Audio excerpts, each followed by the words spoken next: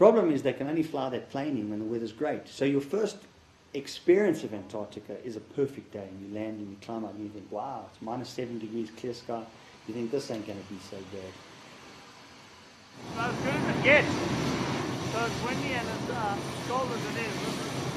This is the perfect day, otherwise we wouldn't have flown in. So everyone's unloading, and yeah, we're just going to climb up and we're going to head to Phos Hills, which is the base camp.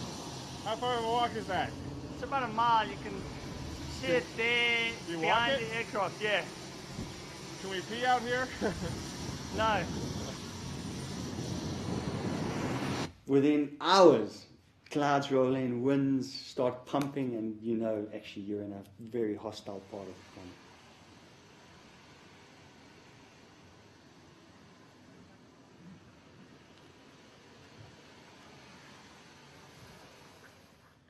Good morning, y'all. How you doing?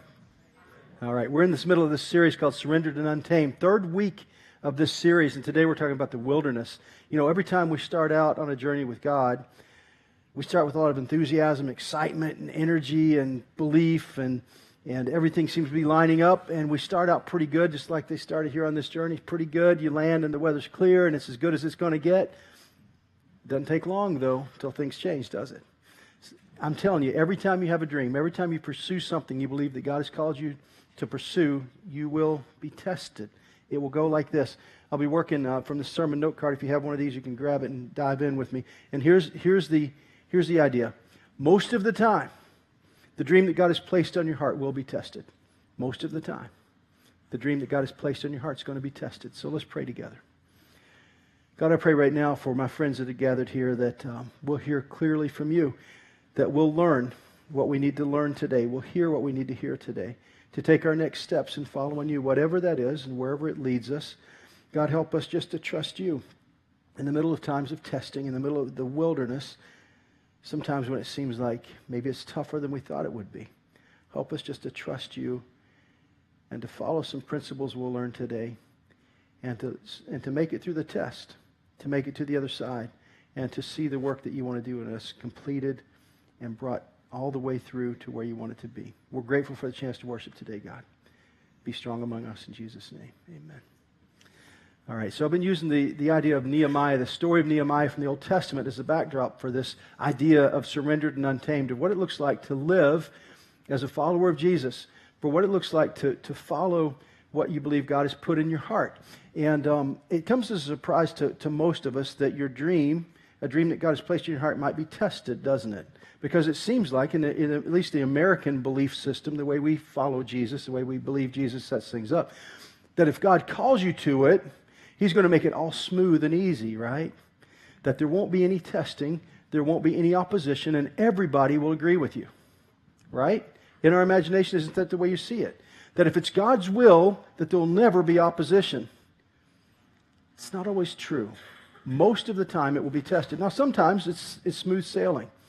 I don't know of any of those stories, but I just leave that allowance that God could make it where it's just like everything just shoom, is easy, and there's no challenge, there's no opposition, and everybody's in total agreement. There have been a few times in my life when I've lined up around something that I believe God has called me to do where it's been that way, where it's just been like everything just clicked, and it was easy, and it was smooth sailing. Some things haven't been that way. And I don't think it will be that way in every time. Every time you follow God, I don't think it's going to be smooth sailing all the time. So if you've got a dream, if there's something you want to do with your life, it's probably going to be tested. So I'm asking you to make an allowance for the possibility of a test. That somewhere in there between what it is you want to do, what you feel called to do, and the fulfillment of that dream, there's going to be a time of testing. There's going to be a time of wilderness. It happens all the time in Scriptures. There's Moses who gets a burning bush, but then what does he get next? A Pharaoh and a time of testing, right? There's the birth of Jesus and all this promise around Jesus as the Messiah, as the chosen one, as the Son of God. And soon as he's born, who's there? Who's challenging him? Herod. And then 3 years in Egypt in a wilderness time and those types of things. This is common. It's a common pattern to see a dream and then a wilderness and then a fulfillment. But usually it happens in that order. Nehemiah's case, let's pick up his story again. I'll recap a few things here. In Nehemiah 1, when you first learn about Nehemiah, Nehemiah is serving as a cupbearer to the king. And he's serving at a time about 500 years before the time of Christ. And he's in exile. They're away from Jerusalem. He gets news that the walls of Jerusalem are broken down. And he begins to just can't sleep. He weeps and he cries and he mourns and he prays for the walls. And what we learned then is that sometimes when you've got that kind of burden, when God places something on your heart that way, that the answer to your prayers might be you, right? You might be the answer to your own prayers. That may be what happens for you, that you may be the one that's supposed to answer the prayers that are placed on your heart. And so that's what happens in Nehemiah 1. In Nehemiah 2, it picks up and he says that he, as cupbearer, went before the king, and for the first time ever, the king saw him sad. The king asked, well, why are you so sad? He said, well, why wouldn't I be sad? My homeland is in ruins. The people that I love are suffering, and the walls are torn down. And the king says, well, what do you want me to do?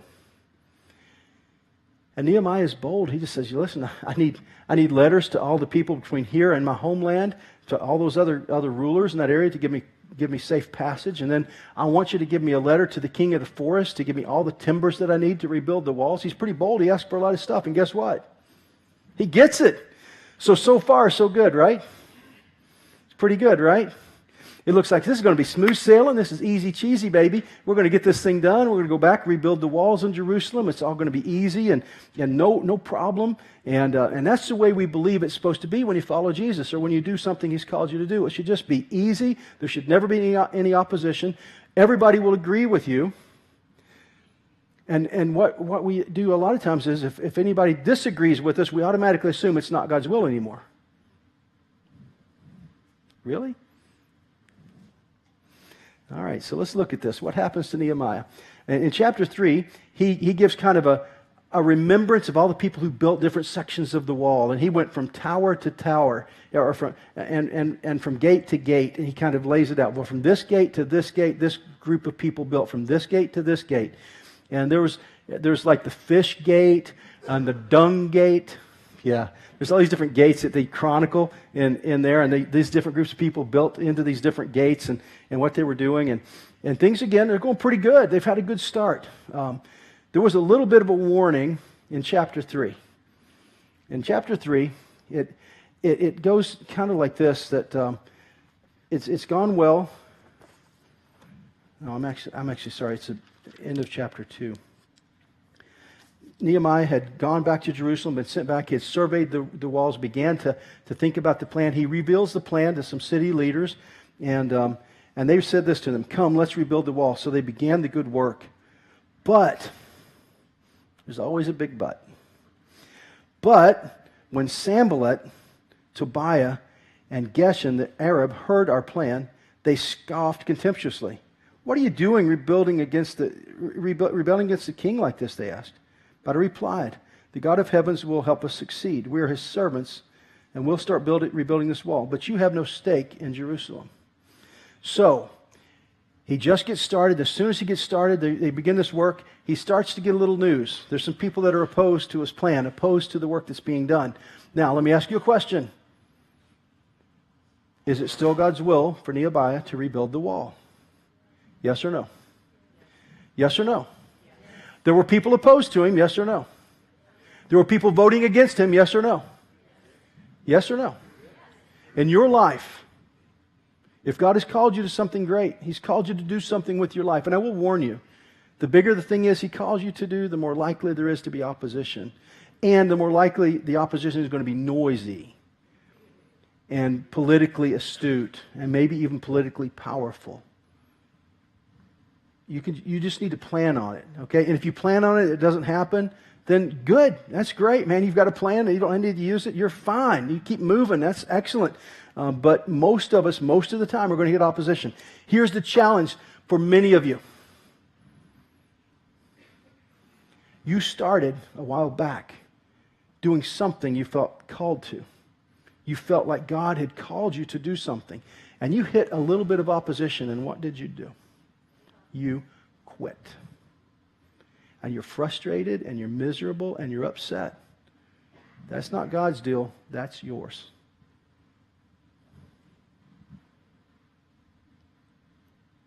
You got to figure it out. you got to know that sometimes opposition is going to come. However, let me make a big old asterisk right here, because I can already see some of the fruits, flakes, and the nuts in the room kind of lighten up on this one. They're like, oh, so if I'm getting opposition, it's God's will. No, I did not say that. Sometimes what you're doing is really stupid and you shouldn't do it. Okay? So you must first of all seek God. You must first of all know for sure this is God's plan, this is God's will, this is what He wants from me. And you do that through the Word of God, through reading your Bible. You do it through working with other believers who you trust to be true Christ followers, and you test your plans and your ideas with them. You don't share it with the world yet. You get with trusted advisors and you make a plan that makes sense. You understand what I'm saying? You're not just taking a leap off of a tall building for no reason just to test God. This is not what this is about. You know, you got other people saying, stop. So you're saying, oh, it must be God's will. No, just because you have opposition does not mean it's God's will. So let's clear that up right now. However, you might encounter opposition. All right, so let's go with this. You might encounter opposition. And Nehemiah begins to encounter just a little bit of opposition. Now let's pick up with chapter 4. Now I'm going to basically drill and spend most of my time today in chapter 4, and you could kind of subtitle this "Leadership Lessons from Nehemiah." And everybody that's called to do something with your life, you're going to be a leader. You're going to be a person that leads into a new territory, and there's just some things you can expect. This is a really good pattern for you to work through, pray through, think through about what happens to Nehemiah. Because as you unpack this and you learn some of these key elements of this, it will help you to pursue what God has put in front of you to pursue. Make sense? You with me so far? All right, here we go. Chapter 4, and I'm just going to dig in here a little bit. Sanballat was very angry when he learned that we were rebuilding the wall. So what was Sanballat? He was very angry. Very angry. And it goes on and describes how angry Sanballat is. It says that it goes on down. He says he was furious, and then it goes on down and it says that he sent word through kind of the grapevine back to Nehemiah. It says, meanwhile, while our enemies were saying, before they know what's happening, we will swoop down on them and kill them and end their work. Now, this guy's serious. Sanballat is really upset, and he's the one I'm going to talk about the most. There's other host of characters, but Sanballat is right in the middle of this deal, and he's a number one nemesis for Nehemiah. He's a number one opponent to the work that Nehemiah is doing. Now, honestly, I haven't figured out why Sanballat was so worked up and why this made him so mad, but man, it really got to him that the walls of Jerusalem were being rebuilt. And my best guess is that Sanballat had some kind of political influence or some type of stake in the game of keeping the Israelites oppressed was good for him somehow. Keeping those people kind of in the rubble and in the ruins of the city versus having it rebuilt somehow was good for Sanballat. So Sanballat was feeling very challenged by the rebuilding of the walls.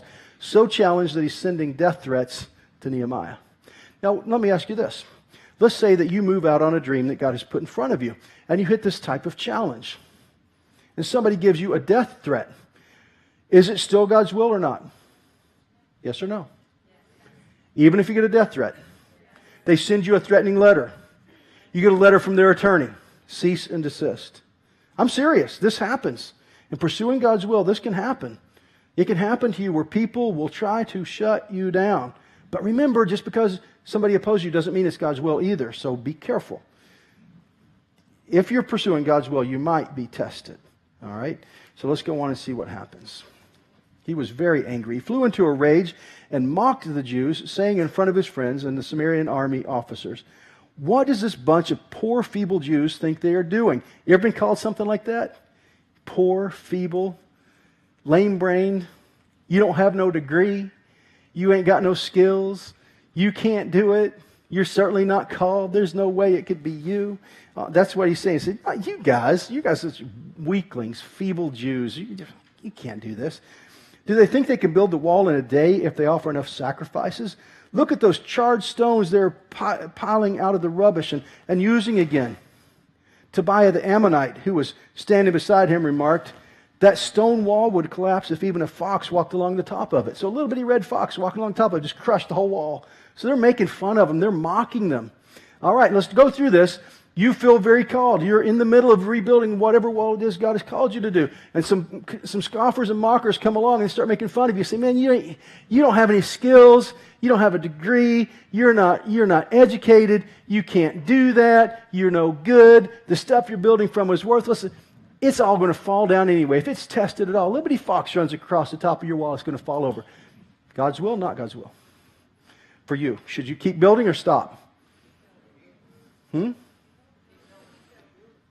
However, the challenge is most of the time we don't, do we? Most of the time what we do then, we do what a lot of our politicians do. We do a little wind check. Oh, the wind's blowing against me. I got to stop. It might be precisely the time to go harder. It might be precisely the time to push on. It might be precisely the time that you need to work harder and dig in. But let's see what Nehemiah does. He's getting challenged. Then I prayed, hear us, O Lord, for we are being mocked. Now this is really a good prayer. May their scoffing fall back on their own heads, and may they themselves become captives in a foreign land. Do not ignore their guilt. This is kind of the beginning of one of those country music songs where they say, I'm praying for you, you know? Like praying you get run over by the bus and hit by the truck and all that stuff. So this is kind of Nehemiah's prayer. He's like, I'm praying you all get ran over by the bus and it backs up, beep, beep, beep. And, you know, there's all this stuff. Do not blot out their sins, for they have provoked you to anger here in the presence of the builders. At last the wall was completed to half its original height around the entire city. For the people had worked very hard. But when Sanballat and Tobiah and the Arabs, Ammonites and Ashdodites heard that the work was going ahead and the gaps in the wall were being repaired, they became furious. They all made plans to come and fight against Jerusalem to bring about confusion there. But we prayed to our God and guarded the city day and night to protect ourselves. So number one, when you hit opposition, you begin to pray. And then you begin to pray and build at the same time. So you know what's coming, so you pray and you build. You work and you pray. Because the project of rebuilding the wall is 100% God's project, isn't it? But it's also 100% Nehemiah and his teams, right? It's both. And this is the challenge of doing spiritual work and of doing what God is calling you to do. Many times it's totally up to God. But he also invites us somehow to be in the middle of what he wants to do. It's both. It's both you work and you pray. You know that it's God's, but it's yours. You have a hand in it. There's something for you to do, and there's stuff that God is doing. So you work both ways. Then the people of Judah began to complain that the workers were becoming tired. There was so much rubble to be moved, and we could never get it done by ourselves. Meanwhile, our enemies were saying, before they know what's happening, we'll swoop down on them and kill them and end their work. So as a leader, you begin to pray, you pray and build, and you listen. You listen to your team, and Nehemiah is listening to his team. He's listening for what's going on among the enemies. He's getting all the feedback. He's not ignoring feedback. He's getting the whole lay of the land. He's hearing the threats, and he's hearing from his people. They're tired. It's hard. And so he moves on. The Jews who lived near the enemy came and told us again and again, they will come from all directions and attack us. And so Nehemiah begins to prepare. A good leader prepares. So I placed armed guards behind the lowest parts of the wall in exposed areas. I stationed the people to stand guard by families, armed with swords, spears, and bows. Now, this gets very practical. He's heard from the opposition. He begins to pray. He's praying and building. He's preparing, and he's wise. Now, he's trusting God fully, but they've got swords and spears. What does that mean? In your life, you got to do both. You got to be wise in the earthly sense, but you have to rely on God. And it's a dual balance. It's both. It's not just totally spiritual on this planet yet. Sometimes there's actually physical work to be done and physical preparations. So they've done what they can to prepare. And then, as I looked out over the situation, I called together the leaders and the people and said to them, don't be afraid of the enemy. Remember the Lord who is great and glorious, and fight for your friends, your families, and your homes. All right. So Nehemiah calls a prayer meeting. He says, listen, I hear what's going on. I see it. But you got to remember the Lord. This is his and not ours. However, you also may have to fight. Both. It's his, but you might have to fight. So be ready for both. When our enemies heard that we knew of their plans and that God had frustrated them, we all returned to our work on the wall. But from then on, only half of my men worked, while the other half stood guard with spears. Again, he's spiritually prepared and he's practically prepared. He's doing the spiritual work and he's doing the physical work. And in order for you to accomplish what God has in front of you, chances are it's going to be both. It's going to be spiritual and it's going to be physical.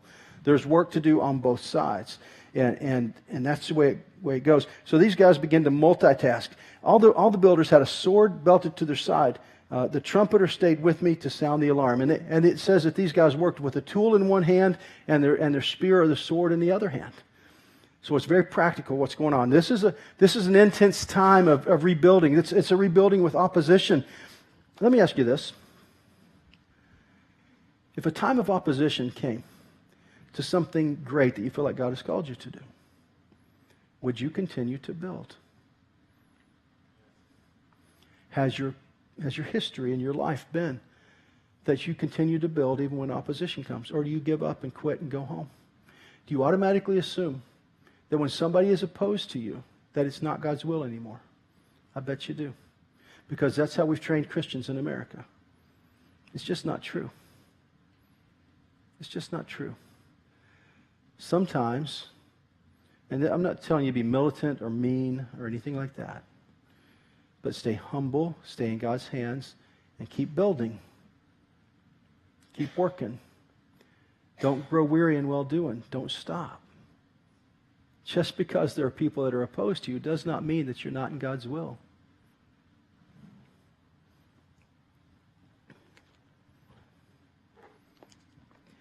Something interesting that Nehemiah did, they first started out just building, and then they began to build with a tool in one hand and a spear or a sword in the other hand.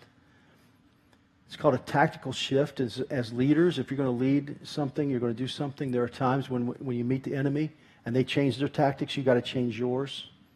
So this is just simple, great leadership. Tactical changes have to be made sometimes, and that's what Nehemiah does. Let's go on down. Then I explained to the nobles and officials and all the people, the work is very spread out, and we are widely separated from each other along the wall. When you hear the blast of the trumpet, rush to wherever it is sounding. Then our God will fight for us. He begins to protect his team. He's very practical in this. But it's also interesting how he holds a balance. He said, you all rush to the place where the trumpet sounds because that's where we're having trouble and everybody needs to get together and you need to fight. But then what does he say? But who's going to fight for us? The Lord is going to fight for us. Isn't that interesting? The tension that he runs, the reality that he's in. And that's the reality for us as Christ followers, that he calls us to stuff, but there's times when you have to fight, but also know that God is going to fight for you. Chapter 4 wraps up this way. We worked early and late, from sunrise to sunset, and half the men were always on guard. I also told everyone living outside the walls to move into Jerusalem. That way they and their servants could go on guard duty, to go on guard duty as night as well as work during the day. During this time, none of us, even I and all my relatives, nor my servants, nor the guards who were with me, ever took off our clothes. We carried our weapons with us at all times, even when we went for water. So this is an incredibly difficult, intense time. Is it still God's will for weapons with us at all times, even when we went for water? So this is an incredibly difficult, intense time. It happens with us at all times, even when we went for water. So this is an incredibly difficult, intense time. This is an incredibly difficult, intense time. This is an incredibly difficult, intense time. Position, and well, it can't be God in it then. Sometimes they're right. It's like, well, you're just stupid. But sometimes it really is God's will. And sometimes it really is his will for you to make the changes necessary in your battle plan, in your building plan, and you shift your tactics, you protect your people, and you remind them, God is still in this. God is still with us. He's still for us. And you keep moving. Well, Sanballat and his crew just wore Nehemiah out with messages. They sent him messages all the time while they're rebuilding the wall. And over in 6, I'm just going to jump over here for just a minute, in 6:3, these guys are sending the message to him, and they keep saying, hey, come out and meet with us, come out and meet with us, come out and meet with us. And Nehemiah is too wise. He's like, I'm not going outside the city to meet with them, because the moment I go outside the city to meet with them, what's going to happen? They're going to hurt him or kill him. So he's too smart for that. He's not going to meet them on their turf. That's pretty smart. But then this is very important, how what he does. As a leader, as a person who's going to accomplish God's mission in your life, you've got to stay focused. When people are pinging you with messages and they're Facebooking about you and they're doing this stuff, stay focused. Stay focused. Stay on your mission. Stay on purpose. When people are tweeting about you or doing whatever they're doing to try to get you distracted, stay focused. Keep building. Stay on your mission. 4 times they sent the same message, and each time I gave them the same reply. The 5th time, Sanballat's servant came with an open letter saying, da-da-da-da-da, said, come meet with us and all that stuff. But this is what Nehemiah responds to them. He said, I'm doing a great work. I cannot stop doing what I'm doing to come down and meet with you. If God has called you to a great work, stay focused on your great work. I promise you that there'll be people try to take you down. I promise you there will be people that say things about you that aren't true. I promise you that they'll do everything in their book to try to slow you down, get you distracted, and get you off your purpose. I promise you, it's coming. You got to prepare for this. Make sense? I'm trying to build some of you guys up that have God's call on your life. And it may not be all of you, but there are a few of you in this room that God is inviting to work with Him to do something great with your life. And I want you to prepare right now to know that opposition is part of it, that there's a wilderness time of testing that's probably part of it. There's going to be a time when not everybody agrees with you. It's probably part of it. But don't grow weary in well-doing. Don't give up. And don't assume it's not God's will. So you keep going. Now, I'll give you a little sidebar here. Over in chapter 8, and we'll come to this next week, but Nehemiah is talking to his people, and he's talking to them about the power of joy. He says, listen, the joy of the Lord is your strength. And I got to believe that Nehemiah led that way, that somehow his connection with God was strong enough that no matter what the challenge, no matter who was saying what about him, and whoever was trying to distract him, and the enemies that were round about him, and the death threats that were coming, and all this stuff that's happening to him, that in the middle of all that Nehemiah was a leader that chose joy. Because he knew that the Lord was his strength. And the joy of the Lord, having a connection to God that is a no matter what connection, a connection that happens no matter what your circumstances are, that kind of joy pulls you through the tough times. That kind of joy gets you through the times of building and fighting. It gets you through the times of distraction when people are throwing barbs at you and saying things about you that aren't true and all that. It moves you through. So guys, you got to choose joy in the middle of your battle, in the middle of whatever it is that God calls you to do. You got to know it's probably going to be tested. You got a choice to choose joy. I would do that. And if you'll do these things we talked about, you can arrive at the successful completion of your project. I know this because over in Romans, or not, in Nehemiah 6, 15 and 16, check this out. This is beautiful what happens here. So on October 2nd, the wall was finally finished, just 52 days after we had begun. That's remarkable. 52 days. Absolutely incredible. When our enemies and the surrounding nations heard about it, they were frightened and humiliated. Why were they frightened and humiliated? Because they saw what God could do. They saw the miracle that can happen. And this is really what's important. They realized that this work had been done with the help of our God. And see, my hope for you, I'm hope for Phos Community Church, for me, for all of our leaders that are here, is that they'll look at our lives, they'll look at what's happening at Phos Community Church, and they'll say, listen, it got accomplished by the hand of God. It got accomplished because of God. It was God. It's a tribute to God and what He can do in our lives and in us and for us and through us. Isn't this good news? So I just want you guys to just have a lot of joy as you live your life and to pursue what God has put in front of you with your whole heart and to know that challenges are going to come and enemies are going to come against you and people are going to say things about you that aren't true. You just got to know all that's part of life. And take it with a grain of salt. Choose joy and move on. Finish the project. Be smart. Be wise. But also be innocent. Don't go looking for a fight. But if it comes to you, it doesn't mean that God's not in it. That sometimes you got to stand your ground and keep moving. So finish strong. And that would be my hope for you, for me, for our team, for all of us, that we would finish strong. And, So here's what you got to know.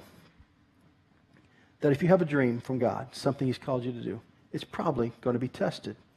So make a plan for that test. Study Nehemiah and work your way through it like he did. And I can't wait to see the results in your life. I can't wait to see what God will do with people who refuse to stop doing what God has called them to do, even when other people aren't in favor of it. Wouldn't that be something? If all of us in this room, if each one of us took our place as followers of Jesus and completed whatever God put in front of us to do that's His will, and we didn't stop because of opposition, wouldn't that be amazing? Can you imagine how God would be glorified by that and how your life would be different because you finished the work God has put in front of you instead of stopping when somebody challenges you? Wouldn't that be different? Wouldn't you like to see that difference happen in your life? Wouldn't you like to see what God could do with you when you refuse to quit just because there's a little opposition? It would be pretty amazing, wouldn't it? And it's going to be amazing among us to see what God's going to do as we all elevate our willingness to follow Jesus no matter what the opposition looks like. So plan for it. Plan for a little opposition. Plan for a little wind blowing against you. Plan for a storm here and there. And keep moving. Keep building.